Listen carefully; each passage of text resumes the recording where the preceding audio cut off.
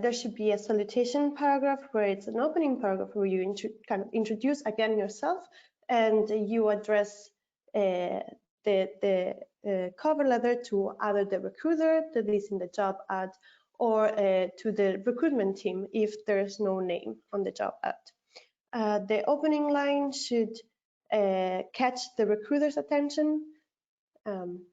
So what you should do is to grab the recruiter's attention by not introducing yourself like, I'm a graduate student at this university and studying this, because that's something that recruiters can already see on your CV. So it's important to be kind of original in your cover letter, and most importantly, don't do a cover letter that is a copy and paste that you can use for more than one company, because recruiters notice that, and it doesn't give a very good impression, because it gives the impression that you're not motivated enough if you don't spend time on writing a nice cover letter. The second paragraph of the cover letter should include why you're interested in that position and in the company, and it should be really specific. So in order to write a good second paragraph where you show your motivation, you should do a lot of research beforehand. So, and then in this paragraph, you should mention maybe a project that the company you're applying for is currently working on and that extremely fascinates you.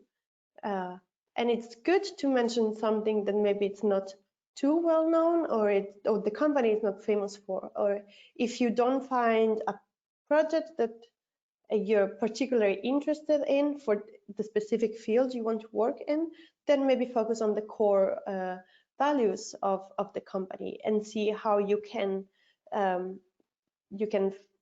fit with your personal values. In the third paragraph, you should mention why you're the perfect fit for this position and what can you bring to the company and why you can add value to the team. So a good way to structure a cover letter is to have a good balance between the second paragraph and the third paragraph.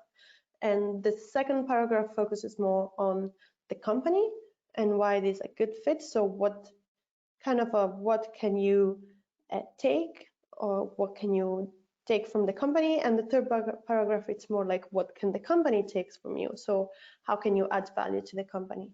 And you shouldn't focus only on why this company is good for your career, but you should also focus on why you are good for the company. In the conclusion, you should reiterate your motivation and the good fit and invite them to reach out to you again, or maybe schedule an interview with you. The closing line should be just sincerely and then your name. It is important that throughout the cover letter you maintain, you first of all choose an appropriate tone. So in Denmark, it's usually not too formal, and you should be able to have the same tone throughout the entire cover letter. Remember to write very concise and short sentences, and there's no need to have a sentence that covers 3 different lines. You need to make sure that you find your own flow and that what you're writing is coherent throughout the entire cover letter, and make sure that what you're writing is interesting for the reader.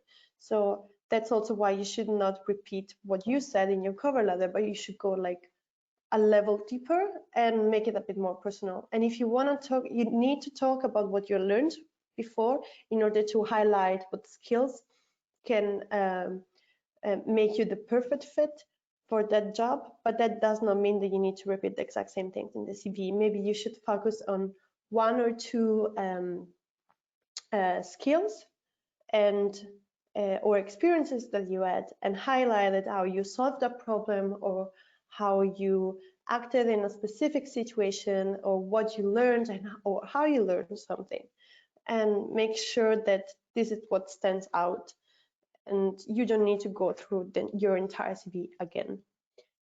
Another way of writing a good cover letter is to make it practical examples where you that are tailored to the specific position you're applying for. And that's also important. That's also why it is important to make a cover letter for each specific position you're applying for, because even if you apply for similar positions, maybe some of the requirements might vary, especially in the soft skills requirements. So it is important that you make sure that each cover letter is tailored to the specific company. And lastly, just make sure that your cover letter stands out and that your personality also comes through in the cover letter, and don't be afraid of differentiate yourself, because that's what will make you go further in the process.